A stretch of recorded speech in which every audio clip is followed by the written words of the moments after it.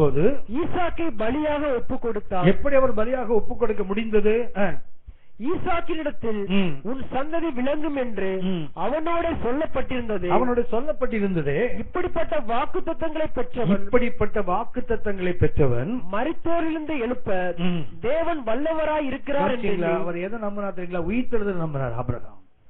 அவருடைய விசுவாசம் எதன் மேல அந்த சென்டர் பண்ண எதன் மேல மையப்பட்டிருந்தது என்றால் தேவனுடைய உயிர்ப்பிக்கின்ற வல்லமை. அவன் என்ன நினைத்தானா?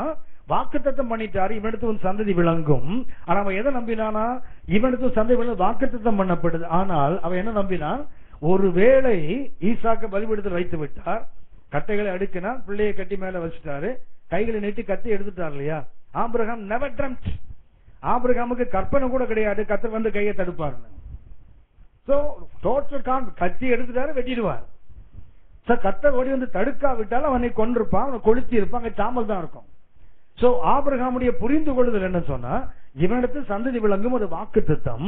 ஆனா தேவனுடைய சித்தம் என்ன? இவனை பலியாக ஒப்புக்கொடு. சோ அவன் எதை நம்பினான்? வாக்குத்தத்தத்தை இல்ல, தேவனுடைய சித்தத்தை நம்பினார். நம்பி என்ன பண்ணா தெரியுங்களா? அவரை பலியாக ஒப்புக்கொடும் என்ன நினைச்சாரா தெரியுங்களா? 19ஆம் வசனம் வாசிங்க. தனக்கு ஒரே பேரானவனையே பலியாக ஒப்பு கொடுத்தான், மரித்தோரிலிருந்து அவனை பாவனையாக திரும்பவும் பெற்றுக் கொண்டான். விசுவாசத்தினாலே ஈசாக்கு போடும் என்ன பண்ணானா? பெற்றுக்கொண்டான் போட்டு தெரியுங்களா? அந்த கிரேக்க மொழியில பாத்தீங்கன்னா என்ன தெரியுங்களா? அவனை பலியாக அவனை கட்டி வைக்குமா நினைத்தானா? ஒருவேளை நான் வெட்டிடுவேன், அவன் சாம்பல் ஆயிடுவான், எரித்தால் சாம்பல் ஆயிடுவான். அவன் என்ன நம்பினானா? My God is able to take Isaac even from ashes. அப்படிதான் கிரேக்க மொழியில் எழுதி இருக்குது. என்ன நினைத்தானா? ஒருவேளை நான் கொளுத்தி விட்டால் அவன் சாம்பல் தான் மிச்சம் இருக்கும். ஆனா ஆண்டவர் என்ன செய்வாரு? அந்த சாம்பலில் இருந்தும் ஒரு ஈசாக்க கொண்டு வர அவரால் முடியும். அதுக்கு அர்த்தம் என்ன? செத்து போன என் சரீரத்துல ஒரு ஜீவனை கொடுத்து ஒரு ஜீவனை ஒரு தேவனால் உண்டாக்க முடியுமானால் சாம்பல் இருந்து ஏன் கொண்டு வர முடியாது? அப்படி என்றால் அவன் விசுவாசித்தது எதுல தெரியுங்களா? தேவனுடைய உயிர்த்தெழுந்த வல்லமை, உயிரோடு எழுப்புகின்ற அந்த வல்லமையை விசுவாசித்தான். அதுதான். அப்படின்னா நம்ம ரட்சிப்பு எப்ப செயல்படும் தெரியுங்களா? அவருடைய உயிர்த்தெழுதலை 100% நாம் நம்பும் போதுதான். அதான் கொரிந்தியருக்கு முதலாவது கருத்தாக வைக்கிறார். உன்னுடைய வாழ்க்கையில் ரட்சிப்பு நிறைவேற வேண்டுமா? உயிர்த்தெழுதல் மேல உனக்கு இருந்த நம்பிக்கை. அதைத்தான் நான் உனக்கு சொன்னேன். நீ அதை ஏற்றுக்கொண்ட, நான் உனக்கு சொன்ன பிரகாரம் நீ அதை ஏற்றுக்கொண்டால், கை கொண்டால் உனக்கு ரட்சிப்பு உண்டாகும். இல்லைன்னா ஒரு விசுவாசம் விருதா. இன்னைக்கு அநேகருடைய உயிர்த்தெழுதலை நம்புறாங்களே தவிர என்ன செய்யல? முழுமையாக அதை நம்பல. அதாவது பிரசங்கித்த விதமாக நம்பல. அது என்ன தெரியுங்களா? ரட்சிப்பு அவங்க வாழ்க்கையில இன்னும் வரல. ரட்சிப்பின் அநேக வாழ்க்கையில வராததுக்கு காரணம் நாம் ரட்சிக்கப்பட்டு சொல்லிட்டு இருக்கிறோமே, நாம் ரட்சிப்புக்கு ரொம்ப தூரத்துல தான் இருக்கிறோம். ரோமர் 13ஆம் அதிகாரம் 11ஆம் வசனம் வாசிங்க. ரோமர் 13:11. Romans chapter 13 and verse 11. நித்திரையை விட்டு எழுந்திருக்கத்தக்க வேலை ஆயிற்றென்று நமக்கு ஒரு அறிவு வேண்டும். என்ன காலம் இது?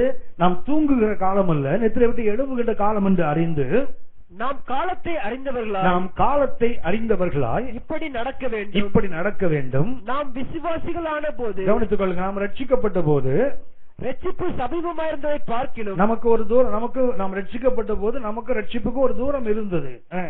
இப்பொழுது அது நமக்கு அதிக சமீபமாயிருக்கிறது. கால ஆக ரட்சிப்புக்கு நம்ம கிட்ட வந்திருக்கணும்ல. ஆனா நிறைய பேருக்கு எட்ட போயிட்டே இருக்காங்க. கிட்ட வந்திருக்கணும். அதுதான் வேதம். ரட்சிக்கப்பட்ட போது எனக்கு ரட்சிப்புக்கு ஒரு தூரம் இருந்தது, அது ஏற்றுக்கொண்ட போது. அப்புறம் என்ன ஆகணும்? காலம் போக போக நான் கிட்ட வரணும்ல. யோசிச்சு பாருங்க, மீட்கப்பட்ட போது ரட்சிப்புக்கு நமக்கு இருந்த அந்த அர்ப்பணிப்பு இன்னைக்கு இருக்குதா பாருங்க. ரட்சிக்கப்பட்ட ஒரு அவேர்னஸ், ஒரு விழிப்புணர்வு இருந்ததுல. ரட்சிக்கப்பட்டவன் சுவிசேஷம் சொல்லாம இருக்க முடியல. கிறுக்கு மாதிரி வீடு வீடா போய் சொன்னோம்ல.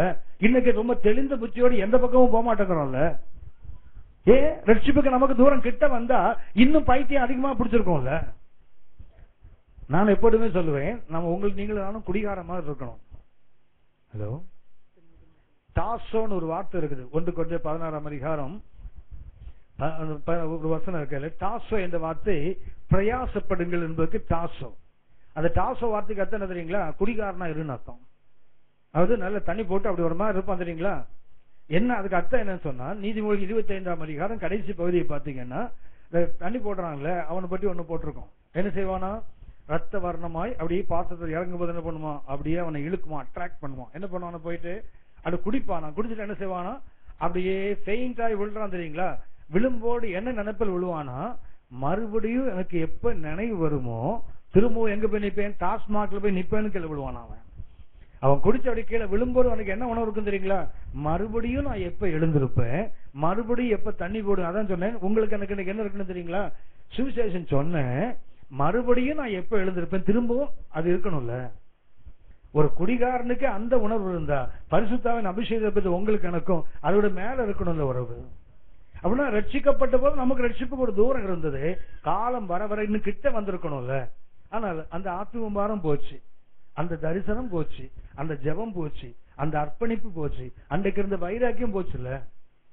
அன்னைக்கு யோசிச்சு பாருங்க, கர்த்தருக்காக உயிரை கொடுக்க ஆயத்தமா இருந்தோம்ல, இன்னைக்கு அவன் உயிரை எடுத்துட்டு உட்கார்ந்துருக்கான்ல. இதுதான் நம்ம நிலை இன்னைக்கு.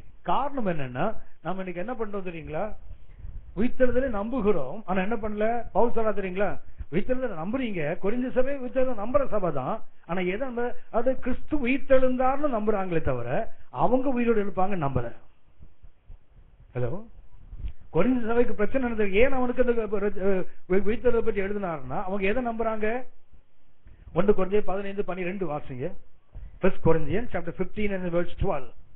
கிறிஸ்து மரித்தோரிலிருந்து எழுந்தார் என்று பிரசங்கிக்கப்பட்டிருக்கு. கவனிச்சீங்க, அவங்களுக்கு என்ன பிரசங்கிக்கப்படுகிறது, இயேசு மரித்தோர் உயிர்த்தாலும் உங்களுக்கு பிரசங்கிக்கப்பட்டிருக்கிற மரித்தோரின் உயிர்த்தெழுதலை இல்லை என்று உங்களில் சிலர் எப்படி சொல்லலாம். அப்போஸ்தலர் 17:32 அத்தேனே பட்டணத்தில் சொன்னா we can understand, புரிஞ்சுக்கலாம். அங்கிருந்து அடிபட்டு பரிசுத்த பவுல் இங்க வந்து உயிர்த்தெழுதலை பற்றி வேற எதுவும் பேச மாட்டேன்னு வந்து பேசி இருக்கிறாரு. எதை நம்புறாங்க அவங்க, கிறிஸ்து உயிரோடு எழுந்தார்னு நம்புறாங்க, ஆனா எதை நம்பல, நாங்க உயிரோடு வருவோம் அவங்க நம்பல.